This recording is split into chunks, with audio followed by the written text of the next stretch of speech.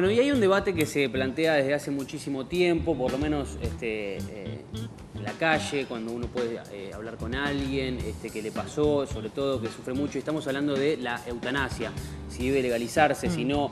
Vemos que en Estados Unidos en algunos estados se puede, en otros no. Hace poquito tuvimos un caso, y aquí en la provincia de Buenos Aires el diputado Alejandro Armendáriz está planteando por lo menos un proyecto para que la provincia le lleve al Ejecutivo Nacional y ha venido a charlar con nosotros. Alejandro, gracias por estar. Buenos días, muchas gracias por invitarme. Bueno, a ver, ¿cómo sería este proyecto que se pretende llevar mediante el Ejecutivo Provincial al Nacional?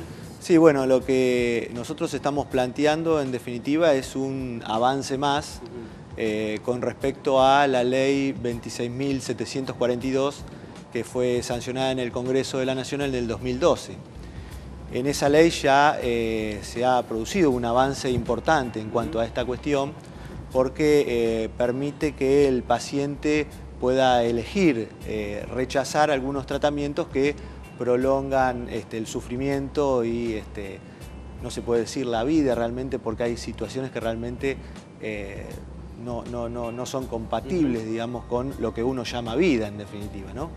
De todas formas, esta ley, si bien ha sido un avance en definitiva permite de alguna forma una eutanasia pasiva, porque permite, por ejemplo, que el paciente pueda rechazar una alimentación o la hidratación a través de endovenosa, sí.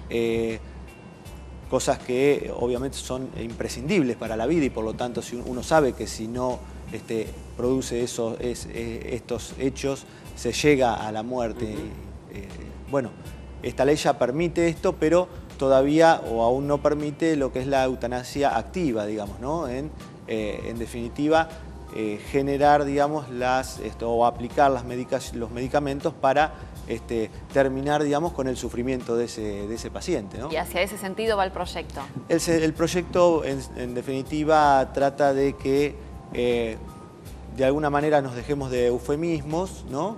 Y aceptemos esta cuestión que realmente nos consideramos que es muy importante, porque frenaría con el sufrimiento que tienen que pasar muchos pacientes por esta situación, y además el sufrimiento que también genera en toda la familia, en todos el alrededor del paciente, porque realmente son situaciones muy difíciles de pasar, ¿no? Hay algo que se llama cuando el paciente va encaminado a una muerte segura, como se le dice, que sabemos que ya no tiene retorno y que está en un estado de agonía absoluto. Lo que genera la angustia dentro de los familiares, esto que vos estás marcando.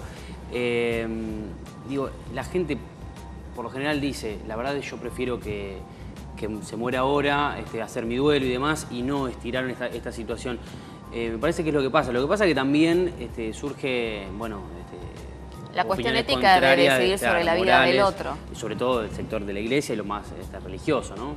Sí, seguro. Obviamente que es una cuestión con un profundo contenido filosófico, hasta diría, ¿no?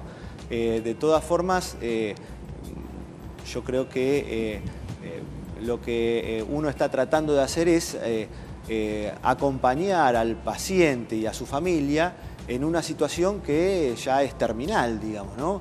Y que por lo tanto no hay ningún recurso para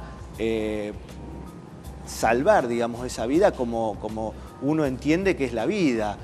Bueno, pacientes que por el deterioro que produce, ya sea una enfermedad oncológica, sí, o un accidente, bueno, ese deterioro hace que realmente el paciente ya no tenga una vida como era su vida habitual. Sí, ahora, y entonces sí, situaciones en que están postrados, claro, en que bueno, no tienen la dignidad mínima, digamos, que tiene que tener una persona, ¿no? Y según el proyecto, ¿quién podría decidir ese final? Bueno, lógicamente que esto hay que regularlo a través de la ley. Sí. Este no es un proyecto de ley porque la provincia no está, claro, hoy con posibilidades de legislar en ese sentido, porque el Código Penal en el artículo 83 claramente establece que quien ayude a un suicidio, bueno, está penado por la ley de 1 a 4 años, ¿verdad?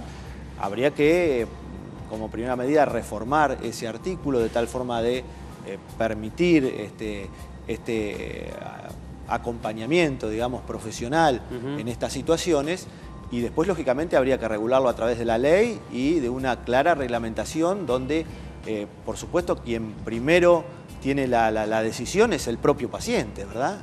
Que es quien está sufriendo toda esta situación. Es el único, en definitiva, o el principal que tiene que decidir. Y bueno, y después, por supuesto, tendrá que haber toda una certificación de diagnósticos y demás.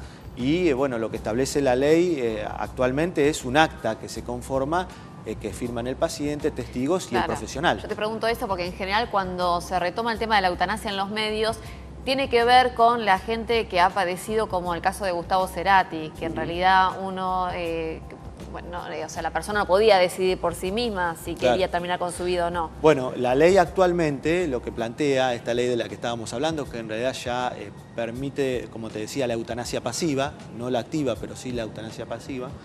La ley habla de, en casos en que el paciente no puede decidir por su patología, se remite a la ley de ablación de órganos. Y en la ley de ablación de órganos se establece una prelación en la que decide en primer lugar el cónyuge, en segundo lugar los hijos mayores de 18 años, en tercer lugar los padres, bueno, y así establece una serie de prelación que obviamente que la decisión del mayor nivel anula la de los que continúan en la lista, ¿verdad? Ahora, Alejandro, en ese caso quizás no es distinto, digo, porque quizás de una ACV alguien pueda despertar, digo, ha pasado.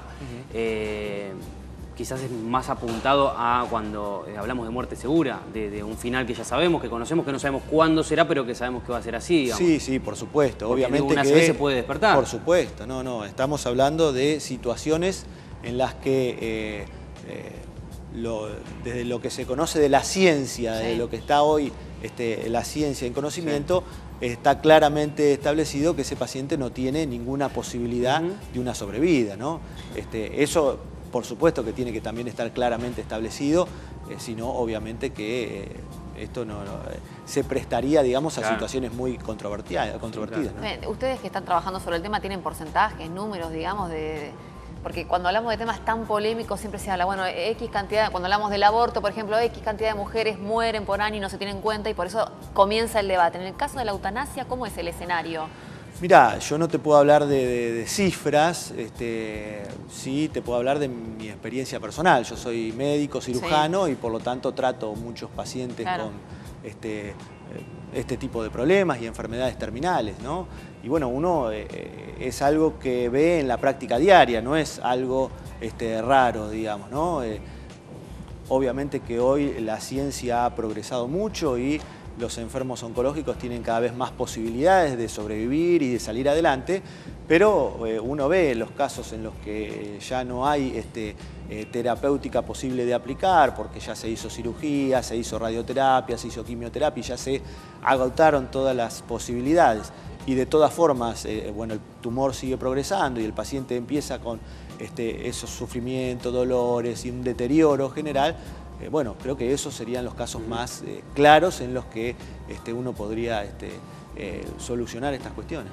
Bien, ¿cómo sería entonces el procedimiento, Alejandro, para poder...?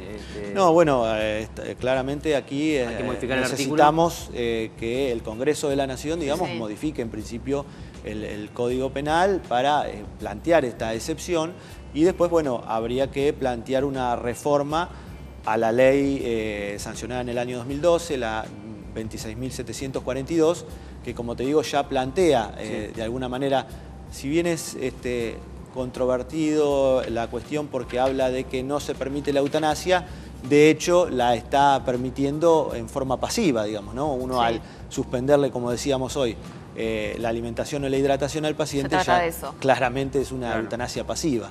Pero bueno, creo que el próximo escalón es realmente permitir claramente esta situación para evitar el sufrimiento de pacientes y familiares. Bien, bueno, gracias Alejandro. No, gracias a ustedes por invitarme.